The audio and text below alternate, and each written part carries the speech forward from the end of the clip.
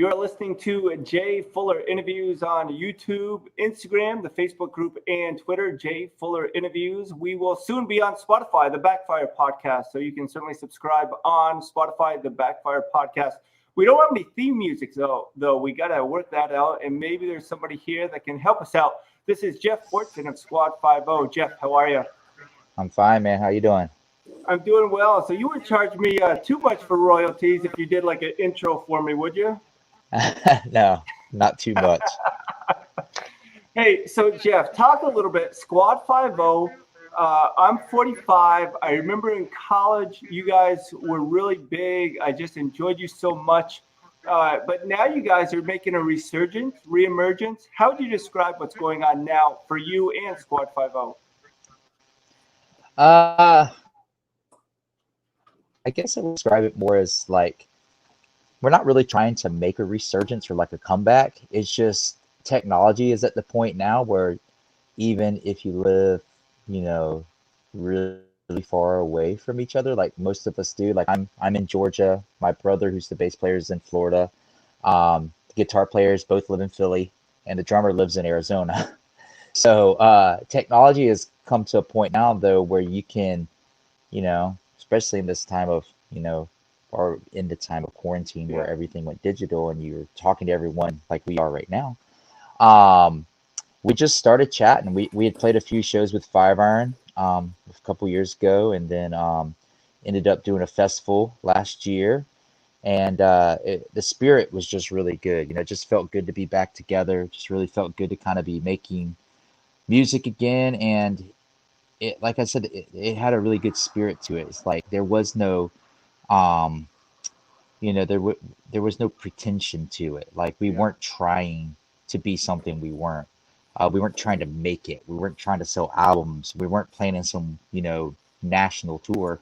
It was just four or five, depending on how many of us could make it, old friends that would get together and play some songs we all wrote together. And it was just a really good spirit. And, we all got kids now. Mine are older, but most of the guys, their kids are young, like grade school age or middle school age. And so our families all got to hang out, especially at the festival and stuff.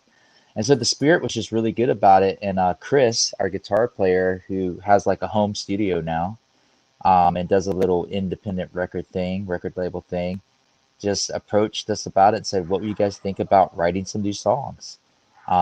We could do it, over the internet. And so that's what we did. Chris and John and I got together and a couple Saturdays in a row from about 10 at night till 2 in the morning and hashed out some songs. Chris had a lot of really great ideas. John had some great ideas, and we sort of got some rough arrangements down. And Chris laid down some guide tracks and stuff, and we met up this past weekend, and we recorded 7 new songs. That aren't done yet. I mean, it's the bass and my vocal parts are done. Chris still has to do a bunch of background vocal stuff and a bunch of guitars, and we're actually doing the drums last, which is really weird. Like normally you would do the drums first, but doing the drums last because that's just the way it worked out. But yeah, it's exciting. We're not trying to put stuff out in hopes of making tons of money or anything. We just wanted to make some music. We felt we had a pretty good spirit about it, and like the creativity level was pretty high. And so yeah, it's exciting. It's fun. And so on one of the Instagram sites, either yours or the Squad 50_official, it had some of the video of you guys singing and doing that. So that's always good to see. But looking at this picture behind me, we grow up, we do silly things, especially for our kids. What's taking place in this picture behind me? Well, I am for the past 10 years, I've been teaching high school Spanish. I actually went back to school after the band broke up back in 2005. Graduated in 2010 and started teaching.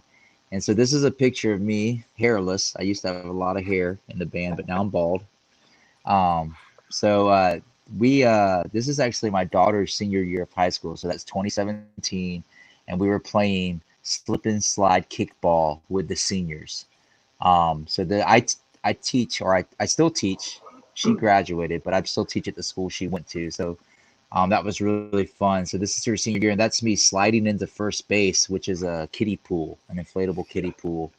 Um, I remember being a little sore from that. You know, you said you're 45, I'm 44, so in that picture I would have been right around 40 or 41. Um, so yeah, uh, I still, I still feel young, but it Yeah. just takes me a little longer to recover from the fun and games. Oh, I I hear was that. safe, by the way. If you want to know, I was safe. I slid right into Okay. that pool. I believe you. I believe you. Hey, so you mentioned early on that right now you guys aren't doing it for the money or the fame. Can you just talk Right. about what were your aspirations when you started that band with your brother? Yeah, You, when John and I first started doing music, we were in high school. And we just had like a cover band. You know, we played covers and stuff in high school, and then after graduation, we started a three-piece band that was kind of like alternative rock. That was sort of the big thing back in the mid '90s, you know.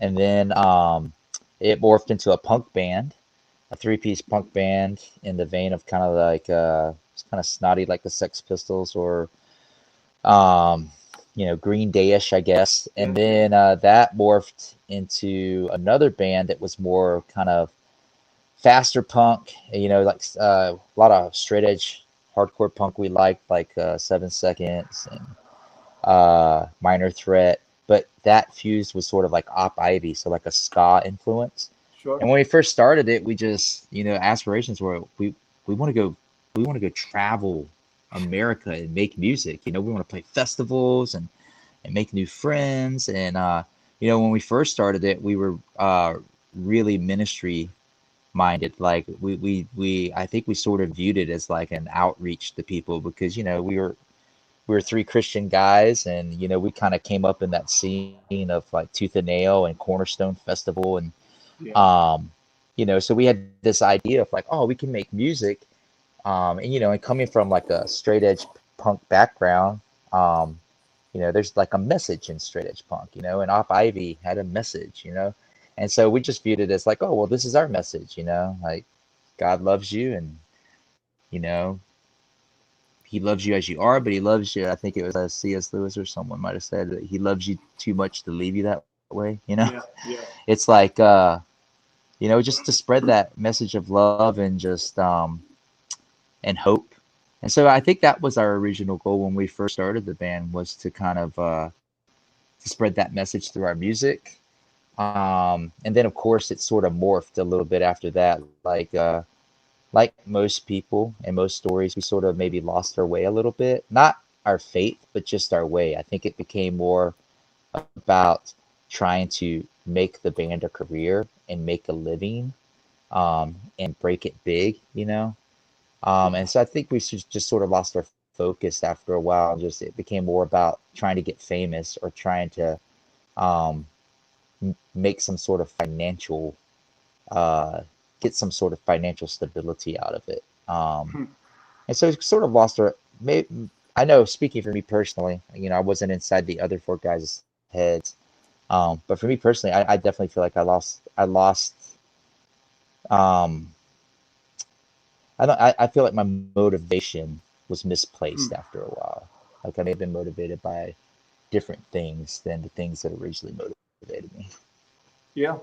We'll come back to that. When did you realize that music was your thing? Who exposed you to music? Was it your parents, friends?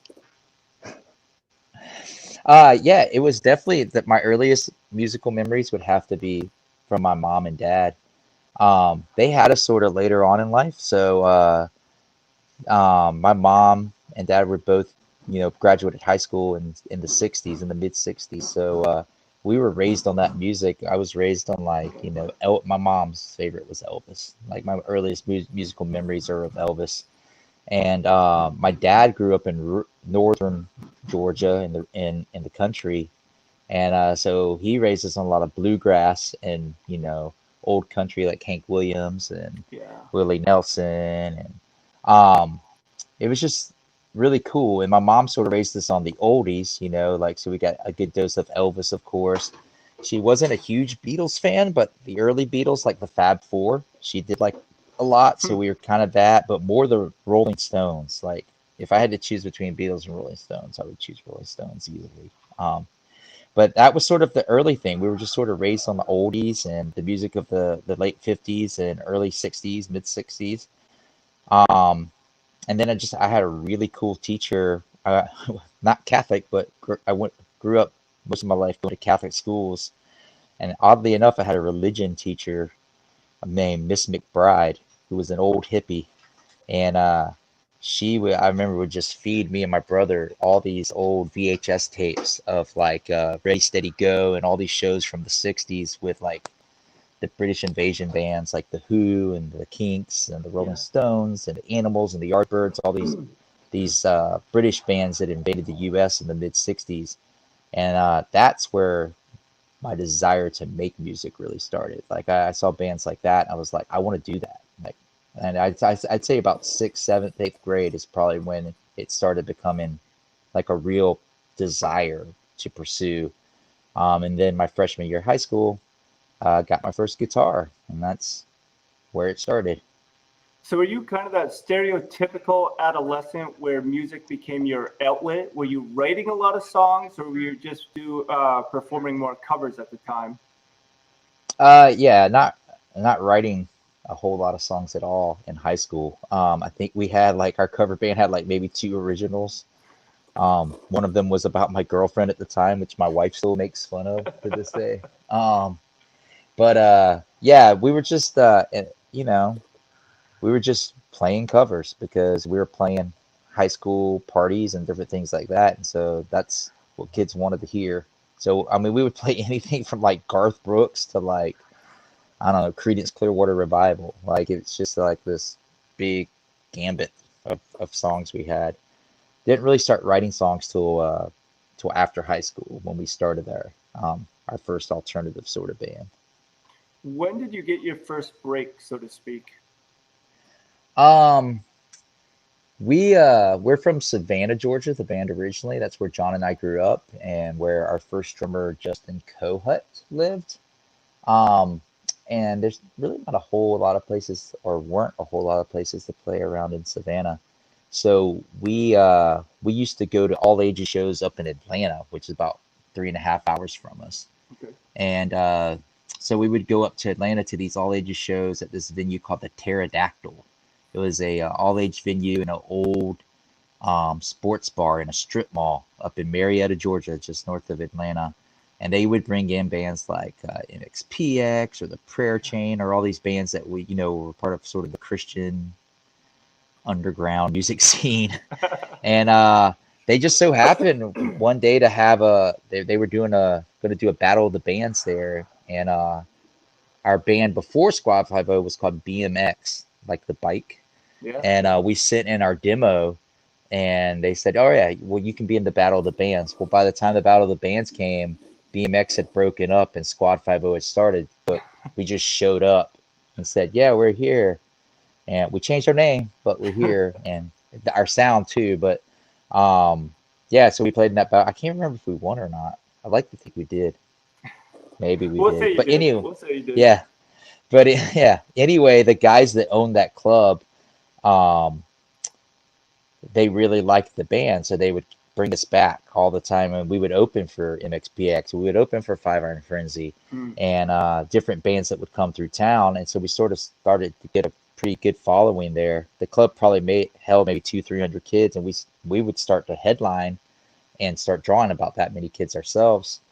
And so the club owners who had dabbled in the record industry before decided like we're going to start a record label, inspired of course by Tooth and Nail, who was having success. Yeah. And so they started a little record label called Bulletproof Records, and we were, I believe, us and a band called Spud Gun were the first two bands they Huh. put out.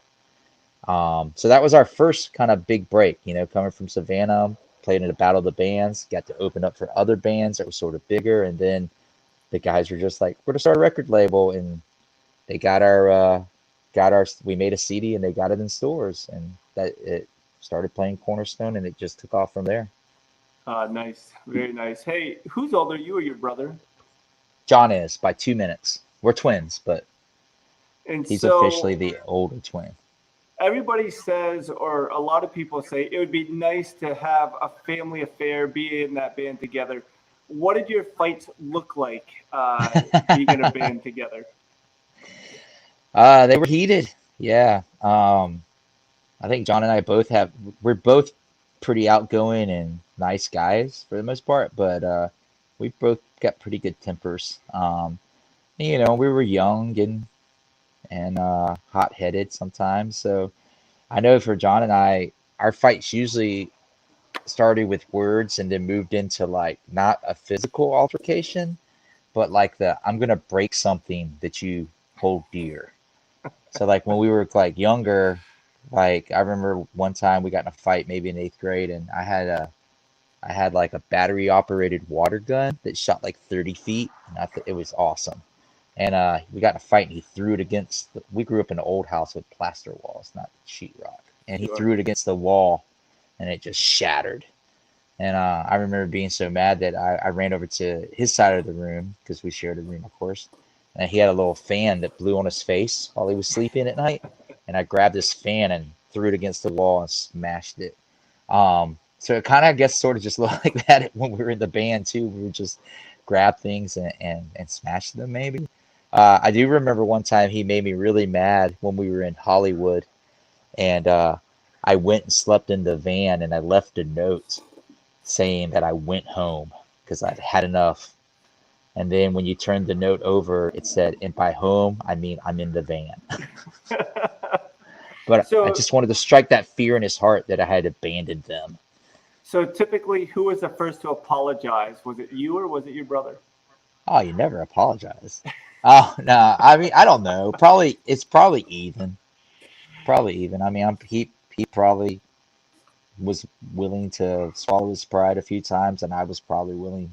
It's weird when you think back. You don't like. I don't remember a whole lot of fights, but I know there were fights. I just don't remember a whole lot of fights.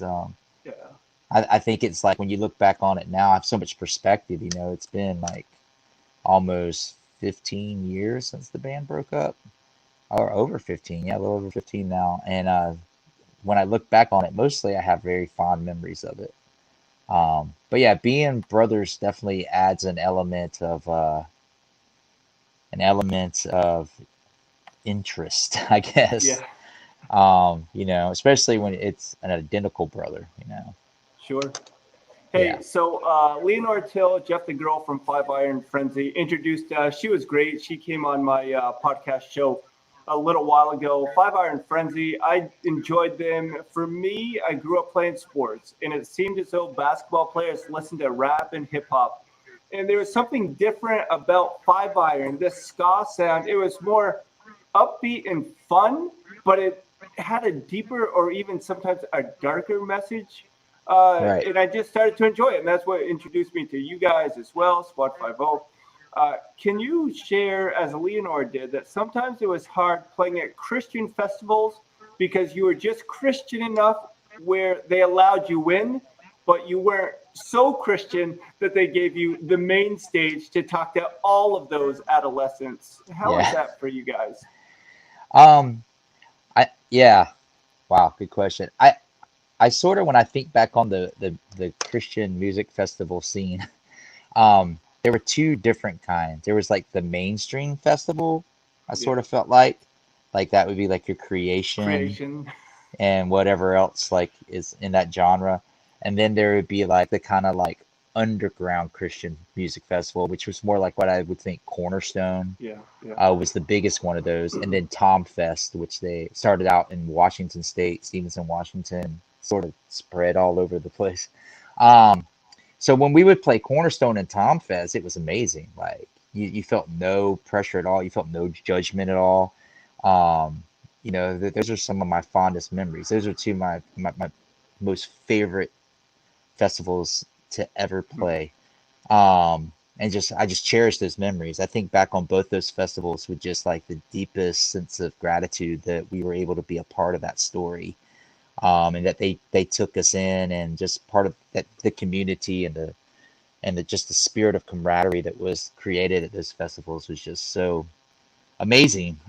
Something I haven't really experienced too much in my life in a large group of people like that. Of course, Cornerstone, they brought in some main acts too. They weren't above bringing in MC Hammer or like Newsboys or something like that. So they had a little something for everyone. Tom Fest, on the other hand, was mainly like tooth and nail bands and more underground sort of Christian artists. But then when you get to things like Creation or Creation West Coast, or trying to think of all the names of all the different ones we played. Um, but those were a little different because like there's that CCM or Christian Contemporary Music sort of festivals. They always seemed a little bit nervous about what you might do or what you might say. And after we played a few of those, um, we would get to some, like I think we played Creation in Pennsylvania, and then like later on played Creation out west. And I guess we were a little edgy at the one in Pennsylvania, so they called the one out west, and they tried to, before we went on, try to say you can't do this, can't do this. And of course, as soon as they tell you you can't do something, that's like the first thing you want to do. Like you can't leave the stage. Leaving the stage. Yeah, yeah. You can't climb the lighting rig. I think I'm probably gonna climb the lighting rig, and I mean, maybe that's just this sinful nature in me, or maybe it's just that precocious kid that just like wants to see how far they can take something before you snap or something. So yeah, the more conservative sort of festivals they did, like I remember one time, I can't remember what the festival was called, but oh, I want to say we were at Carowinds, but I can't remember. We were at some like theme park. It was like a Christian festival at a theme park, which like always seems to happen. Um, but we played like right after Project 86 played, and I remember, and it was during the day, bright sun, summer day.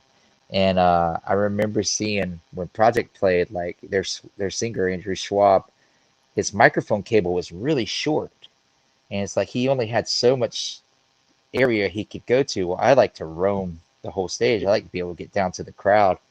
And so I asked them, can we make the cable longer? And they're like, oh, yeah. So I had this infinitely long cable, it seemed like. And I was off the stage and in the crowd. And kids were like sitting up in kind of the amphitheater seats. And I'm like, hey, everyone come up here.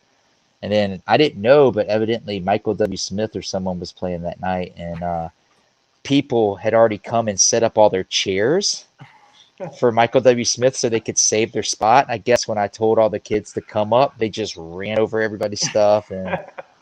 And then we had this song called Apocalypse Now, and there was this one part in it where you get the whole crowd to chant rockin' it, Yeah, like yeah. rockin' it. And someone in charge or someone in the crowd thought we were getting the kids to chant effing it, Yeah. but like the whole word. And it's like, why the heck would we come to your Christian festival and make the whole Right. crowd chant F in it? It was rock. It's got a rock in it. But anyway, they hustled us off stage, and someone came on stage after us and apologized for us. Like someone said, I just want you to know that that last band that was on, that does not reflect our values. It was like a Christian radio station. They're like Oh, apologizing for our behavior and saying that our behavior did not jive with their values. So stuff like that would be frustrating, just sort of be frustrating to like, we weren't trying to be controversial. so how did that impact your faith? You talked about losing, I forget how you put it, losing your vision or the reason why. And I know that sometimes when you take a stand for Jesus, you're meeting people that need Jesus. You're loving all people because Jesus said they would know you by your love.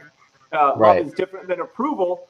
But, and then you have some Christians that come down on you. Did that challenge your faith or was it something different than that?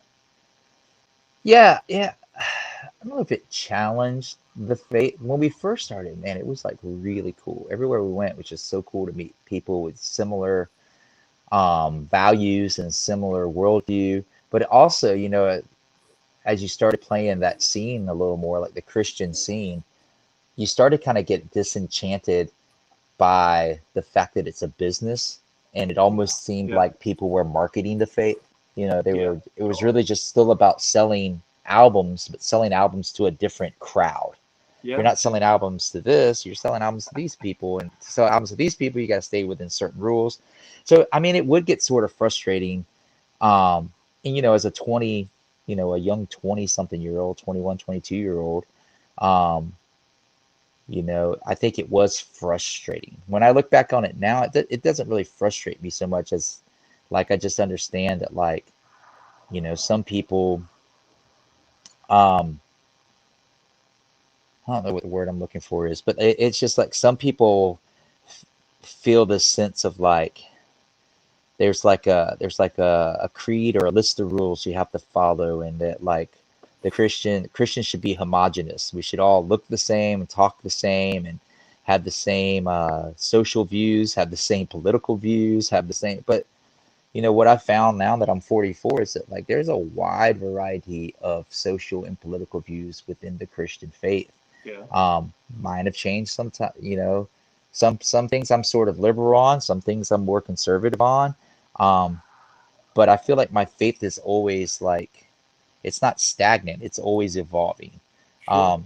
Sometimes I might leave a point of view, but then come back to that point of view, Yeah. like, or sometimes I may believe in something that I would necessarily not do, but I'm not going to say, and I'm not really, I guess, talking about inside the faith now.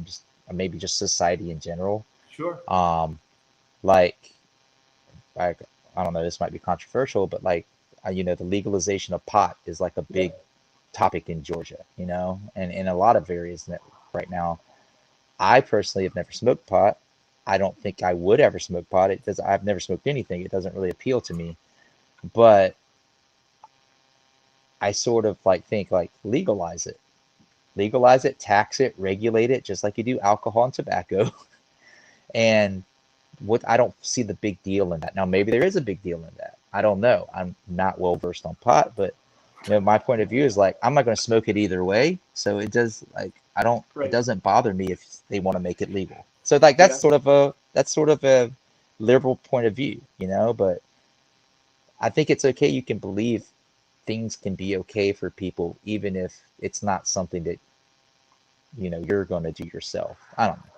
But Sure. at any rate, but yeah, it was sort of, it could get frustrating, I guess, when you talk about like legalism and things like that. And I think that did sort of burn us out. Come back to your question. Sorry, I'm Yeah. kind of a tangent guy. Um, but to get back to what you asked, like I think it did. And when I said like we lost sort of our vision, or me personally, it's like when I saw how the sort of the Christian music industry worked, I think it did sort of like Yeah. Yeah. um, make me a little jaded. And so then it became less about like, well, I just want to call it what it is. This is not a ministry. This is our band. When Yeah. you come to see us and you buy our T-shirts and you buy our CDs, you're, it's a business. We're not trying to sell Right. you faith. Now I'll sit down and we could talk about faith. And I had some really great conversations about faith on some of the least spiritual tours we would have done, where we didn't play a single Christian venue, but we were on tour with different artists playing clubs and bars every night. Yeah. But after shows, just natural, organic conversations would strike up, and it would never have to be like me or anybody else being like, hey, can I tell you about Jesus? Yeah. It would just be like, for instance, we were on tour one time with this band, and they had a female keyboard player, and some of the guys in the band that we were on tour with, this was not a Christian tour. This was like I said, we were playing bars and clubs, and the band we were on tour with were not in the Christian scene at all. Sure. Sure. Um, but some of the guys they were looking for girls every night, and that's what rock and rollers do. They Yeah. look for girls, and the keyboard player who was girl, I remember at some point in the tour she actually sat down with us we were all sharing a bus, and she was like, "You guys have, gotta tell you something. You guys have sort of restored my faith in men."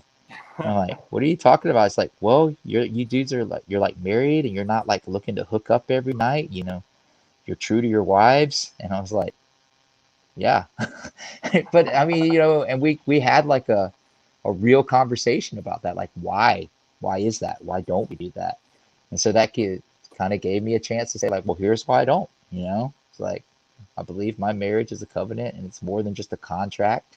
You know, it's a spiritual thing between me and my wife, and you know, we actually got to like talk about stuff like that, and so that was really cool. But it did sort of, I did sort of get jaded with the Christian industry, so I think that's why we sort of started trying not to play churches and not Sure. to play huge Christian festivals, which I think was maybe a good thing. But then there was also maybe some negative effects to it, where like we were just trying to make it like, oh, we just gotta make it. We gotta have a hit single. Yeah. Yeah. Gotta make some money. We want to be famous, and it was just it was just like exhausting, Yeah. like I mean, so so exhausting. so much of that is just refreshing to hear because they're good, they're tasty, but the testaments, I don't know if you've seen those, but Yeah, they're breath mints, but the testament, and I always joke that all I need to do is write a half decent book, then I can make bookmarks and hats and coffee mugs and just the yeah, entire marketing of that Christian ghetto.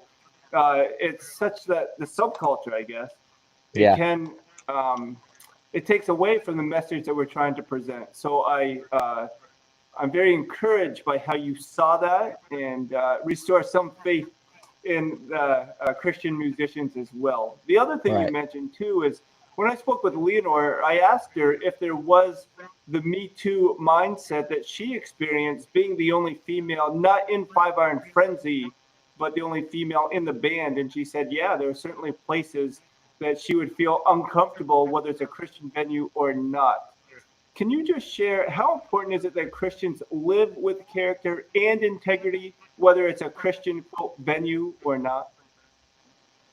Yeah, I mean, I guess that's like the crux of it, right? Like who who you are when no one's around, or who you are when you're in a situation where maybe everyone doesn't think like you do, you know? There's that like there's like maybe a group think, and the group think is not the same way you think.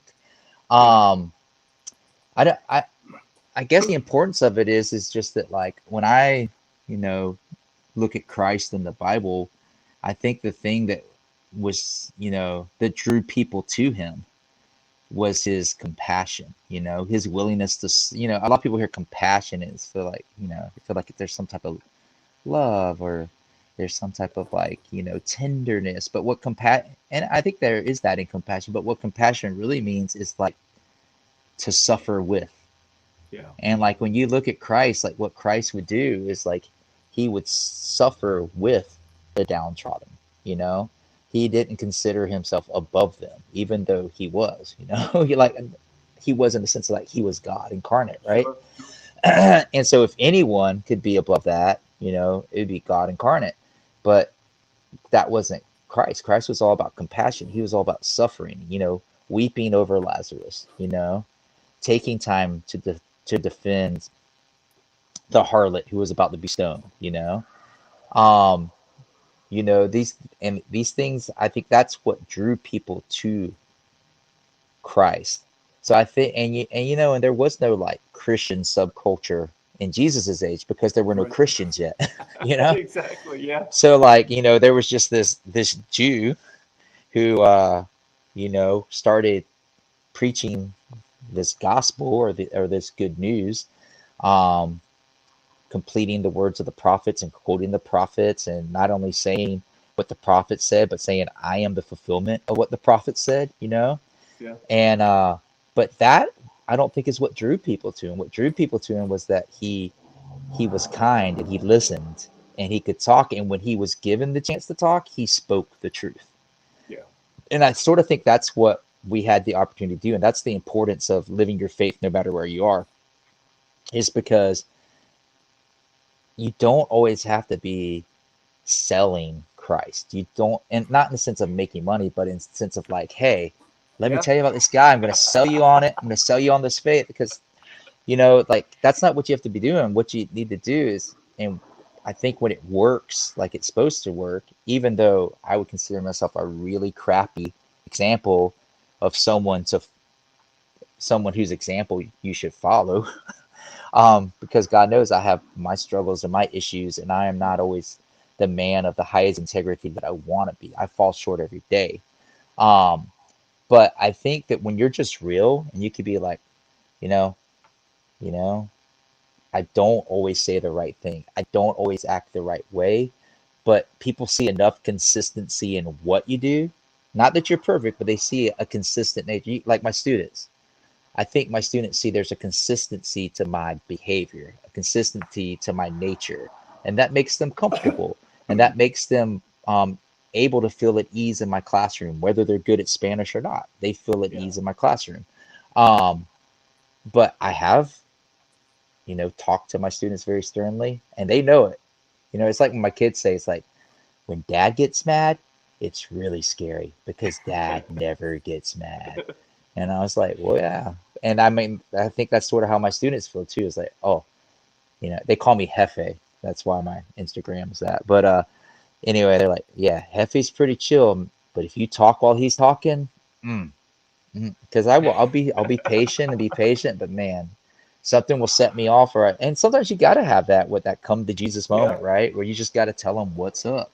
But I think like if you show enough consistency and you show enough vulnerability and transparency, that people can see like, okay, this guy's not perfect, but he's pretty consistent in the way he behaves, And there I may be agree. time or two where he snaps, but that's not who he is. That's just that's the human nature coming Yeah. through. So yeah, I just think it's really important. And not so much, maybe not so much for the people that we come in contact with, which I think it is important for that, but I think for ourselves, Yep. we have to feel Definitely. like we find our identity in Christ and knowing that we're not perfect, but that we that there is a level of integrity, a level of I guess holiness, and that He calls us to. Yeah, there's a theologian, I can't remember which one, but he's credited with saying, we're simply beggars showing other beggars where to find bread. And I think Yeah. that's a great quote, and we're just all in the mix. Hey, so when you guys were younger, not that you're old now, and you're jumping around stage and all of that, and so much fun, what did you have or what do you wish you would have had to keep you more accountable just with your spiritual discipline, spiritual formations? Um, I wish we had taken more time to like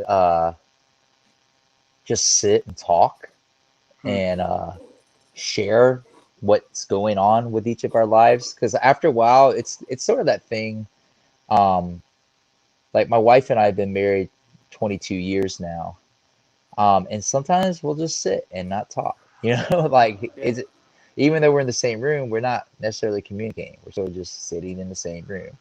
Um, and sometimes I find that I'm like, man, we need to have an intentional conversation right now. So I'll strike up a conversation.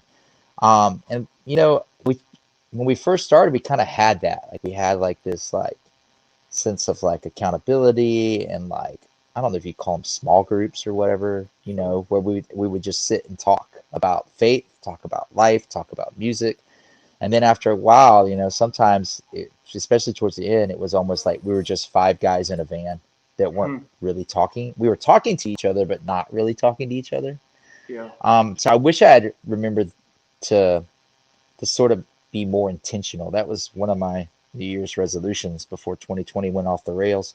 Um, was to be more intentional, to not just coast. Sometimes I feel like I just coast through life, and I really wanted to take the time to be more intentional in my Hmm. relationships, in my exercise, in my diet, just in all areas of my life, in my spiritual life, just to not coast, but to actually like make a mental concerted effort and physical effort to do something. And it's tough because it's easy to Yeah. coast. It is really easy to coast. So I wish we had been a little more mature about that. Hmm. And oddly enough, this past weekend when John and Chris and I got together, they both came to Georgia, and we spent 4 or 5 days together, recording and writing. But there were some times we just went out. We were in a kind of a house that Airbnb that Chris had rented, and it was like right on a little creek, like because we're right on the coast down here. And there's like marsh on one side of the house and a creek on the other. And it was awesome. And we would just sit on the back deck and just talk. Hmm. talk about politics, talk about faith, talk about music, and it was just awesome. And we had some really good and really, some of them tough conversations. Sure. And I think I ended up telling Chris, when it was all done, it's like more than, because we're really excited about the music because we think it's good.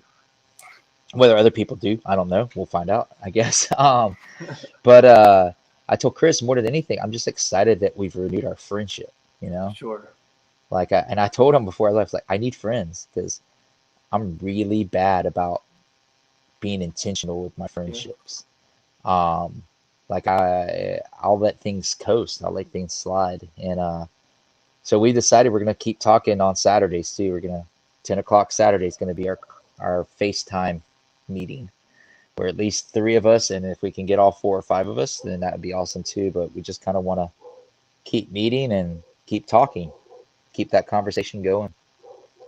Yeah, you brought up a great point. I think the older I get, the more difficult it is to make true, long-lasting friendships. And I've noticed that within the local church that you can be cordial, nice, and by now we know how to play the game, but to really have that heartfelt accountability where we're vulnerable, but not just vulnerable, we allow people to hold us accountable.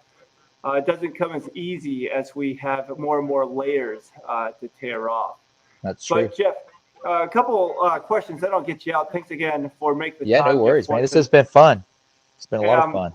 so I got to ask, when did you realize you became famous? I asked this to Leonore. She said when a girl was dressed as her for Halloween, she realized, whoa, like this stranger dressed like Jeff the Girl from Five Iron Frenzy. That's When did you awesome. realize that you had turned a corner and you were well known? Gosh, I don't know if we were ever well known, but I will say my first experience of that nature was 1997. Squad 50 was on their first tour. Some places we played for hundreds of kids, and some places we played for like 10 kids. Um, and uh, and it was cool, but we were sort of touring our way up to Cornerstone Festival, Yeah, and most of the shows we played had already been in areas we had played before. sure. Like we started in Atlanta, then we played Alabama or South Carolina, so places we played all in the area, and then we get to Cornerstone up in Illinois, and we get there ahead of the festival, and we're camping, so we get all set up and everything, and it's our first time there, and we were just like, oh, this is so cool, and there's already music going on. We're gonna walk around and go see some music, and my wife, who was my girlfriend at the time, we weren't married yet. Um, they were coming up, but they hadn't got up there yet, so I was just sort of killing time, and I was walking along one of the paths in the campground, and I was just walking, and I had my blue hooded sweatshirt on because it's a little cool outside at night, and I was just walking by this camp thing, and this kid goes, "Hey, you're Jeff from Squad 50." I was like, "Yeah, I am." It's like, "Dude, do you want to come eat with us?" I'm like, like dinner? He's like, "Yeah." I was like, "Yeah, I guess." And I was just had this feeling. I was like, who who is this kid? And like I think they were from like the Midwest somewhere, forever Okay. to us, forever away from where we were from. And it's just some kid that recognized me from the CD sleeve, I guess, and invited me to, and I was like, wow, people know who I am in the Midwest. And I don't think, again, that's not being famous, but it was the first time someone who was lived really far away from where I was from, recognized me and invited me to eat with them at their campsite, which I did. We had hot dogs and s'mores. It was awesome. I was just going to ask what you had for dinner if you remembered. So Yeah. pretty good Yeah, it stories. was awesome. Hey, so as you toured, what was your favorite? What's a memory you have of being on that tour bus or driving around? Are there more bad memories of breakdowns and air conditioning not working, or is it good times of places you get to see and go to eat and those type of memories? Yeah, I think it's more like that, like as far as being things, memories that didn't happen on the stage per se. Yeah, Uh, we were fortunate. We didn't have a whole lot of van issues. You know, I was always fearful. Even today, I have a little slight sense of anxiety when I go on a long road trip, whether the vehicle's going to make it. But it always did, it seemed. We did this one time. This was a, could have been a bad memory that actually turned into a really good memory. Our very first tour, it was after Cornerstone, in fact. And we had left Cornerstone and we toured our way back down south. And then we got on I-10 to sort of go across the country to California. We were going to play our first couple shows in California, and then after that, going up I-5 up into Washington to play Tom Fest. And we were going across. I think by this time we'd got off 10, and now we were on like 20 or something. We were up in sort of the northern part of Texas, and I can't remember. We were on our way to Arizona. We had a show in Phoenix, and our van just started like just all this like steam and stuff was rushing out of the engine, and the temperature thing went all the way up, and we had to pull over, and we were in the middle of the desert in Texas, and we're like, what is going on? And none of us know anything about cars, so we're just like, well, we'll just have to call AAA. Well, we were so far in the middle of the nowhere, it was going to take AAA forever to get to us. So we were like, oh, well, we'll just settle in. We had like a TV and a VHS player in the van. And I remember we just sat there and that was the first time I ever saw Happy Gilmore. And we watched Happy Gilmore, but of course, none of us know anything about cars. So we sit and watch all these movies, starting with Happy Gilmore. Well, by the time it was dark and the tow truck showed up, the battery was dead because we had run the battery down watching movies without the car running. And they tow us into, I want to say it was Amarillo. They towed us into Amarillo, Texas. And they towed us, they were like, where do you want us to tow you? I'm like, somewhere where there's like a auto shop nearby. And so they towed us to this hotel. It was a giant pink castle. And I want to say it was called El Castillo, like the castle. And we ended up renting a room or a couple of rooms in the castle for that night. And then next morning, woke up, the battery on the van was still dead. It was in the parking lot, and we pushed it like the 50 yards to the gas station or whatever it was, and it was a hose. All it was is a freaking hose. All you had to do was change the hose blew. So they changed the hose, and then we get in the van and we finished the trip to Arizona. And this is another one of those like, oh my gosh, people know who we are moments. We get to Phoenix, Arizona. I don't expect anyone to be there. We show up at this club. There's like 200-300 kids, and we start playing, and all of them know the words. It's insane. Wow. We were always a big sing-along band, and it was just insane to hear people in Phoenix, Arizona, like screaming our lyrics back at us and screaming our choruses back at us. And that was one of those moments where I was like, I could do this the rest of my life. Hey, Jeff, how old are your kids? Oh, wow. Okay. Our daughter, Bri, is 21.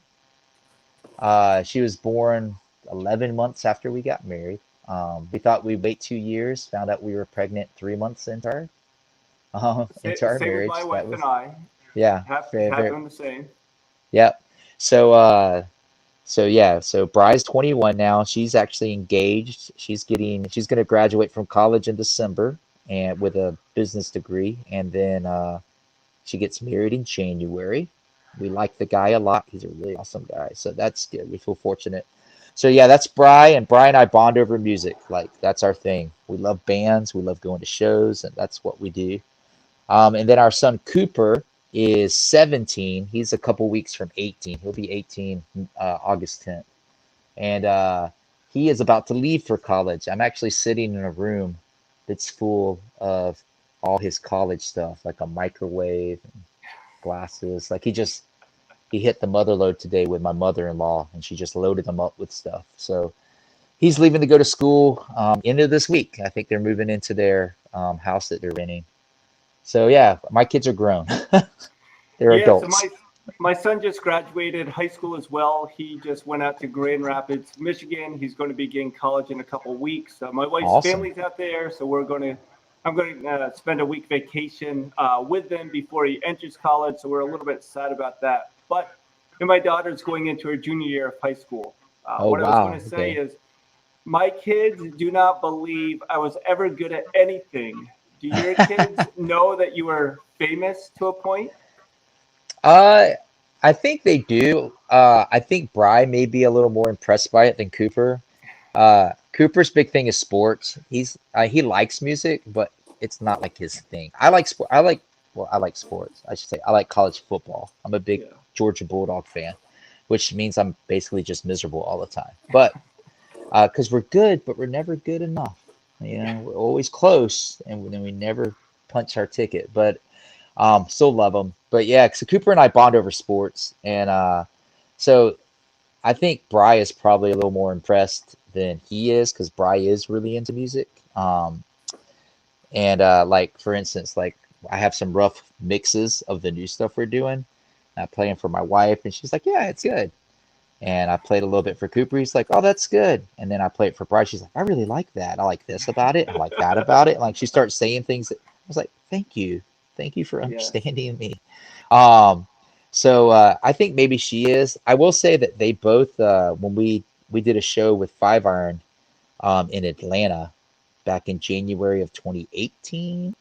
I want to say, yeah, it's 2018, and and both my kids came, and a bunch of their friends came, Hmm. and we were towards the end of our set, or maybe the middle of it, and I looked out, and both my kids are just because Cooper's like 6'2", like he's pretty tall, and he's like a tree, man. His thighs are like a tree trunk.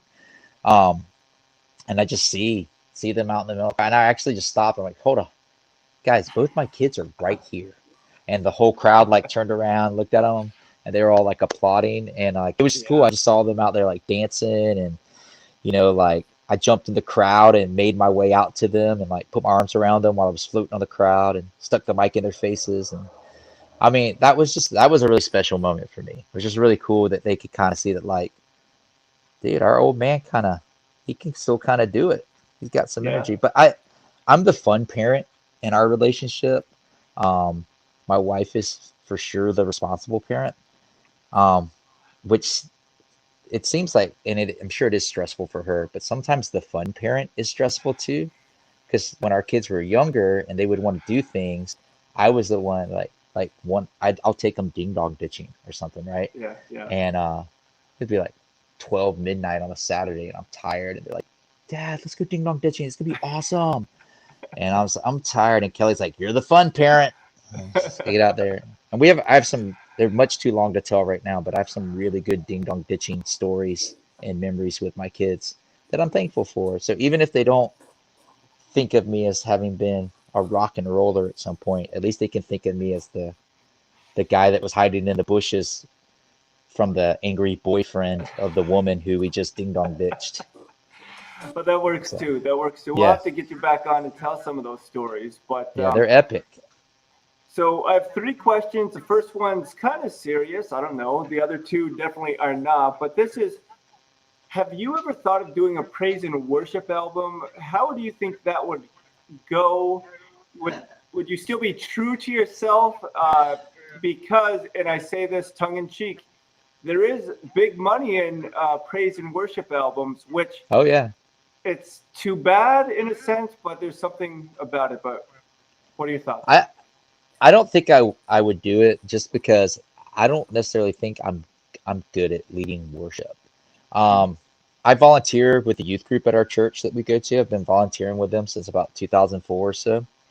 Um, and there was a time where they asked me to help out, but usually on like a fun song that's Yeah, less like bringing people, focusing people in before the message. It's more like the sure. song to get everybody excited when you first get there. Yeah, And I did have like twice a couple youth pastors ask me, because we have a couple of different youth pastors, ask me if I would consider being the youth worship pastor. And I'll tell you the same thing I told them. I go, I'm flattered, but I'm a performer, yeah, which means that I'm really good when I'm on stage. I'm good at this relationship. yeah, Now, if people can't see me, I'm going from me to you with my hand, yeah, right? yeah. But when I'm on stage, I'm not real good at this relationship, like Sure. bringing the Yeah, pointing down to the crowd and then up to God. I'm not good at directing that because since I do come from a performance background, you know, it was this idea of like I'm on the stage, you're looking at me. Although I will say when Squad was at our best, it was less about what we were doing on stage and more about the sense of community and unity that we built with the crowd. When the Sure. crowd was part of the performance, that was when Squad was magical. So yeah, I Hmm. don't think I would be a very good worship leader because I just don't think that's my gift. You know, Yeah. I think that's people who lead worship and do it effectively. I think that's something God gifted them with. I think God gifted me with the gift of gab, and that I can talk to just about anyone. And the gift of like performing. Yeah. And I think worship is performing, but it's performance in the sense of like you're performing an act where you're directing people towards Christ. Yeah. And I don't think I have that gift when it comes to music. And that self-awareness is huge. Too many people try to be someone else wants them to be instead of being true to who they're created to be. So this question: if you get to play in a movie and it's a Ooh, fictional movie, would you want to play the hero or the villain? ooh. While Wow, you it's a good think, question. while you think, I'm a pastor, so if it's fictional, I want to play the villain. I want to Right. play something different than what I'm supposed to be or what I am in real life. I think I would want to play. Man, it's a tough question because if I play the villain, can I be as good as like Heath Ledger as the Joker, like, or Bill Skarsgård as Pennywise the Clown? Like, to me, those are two of the best villain Yeah, performances. yeah, I actually think Bill Skarsgård's Pennywise is probably the best villain since Heath Ledger's Joker, and that would be awesome. If I could play something like that, I'd be all on board. But then I also think like maybe I want to be the hero, but in the sense of like Captain Jack Sparrow was the hero. He's a yes. villain. That's my answer. I want to be the There villain. you go. That's the hero. Boom! There you go. I beat the Great, system. great answer. Hey, so the final question is this: if or when the feature film is made about your life, which actor do you Johnny want to Depp. play Johnny Depp? I should have known Captain Jack Sparrow. Now, a Yeah. tag along with that, who plays his love interest in the feature film about your life?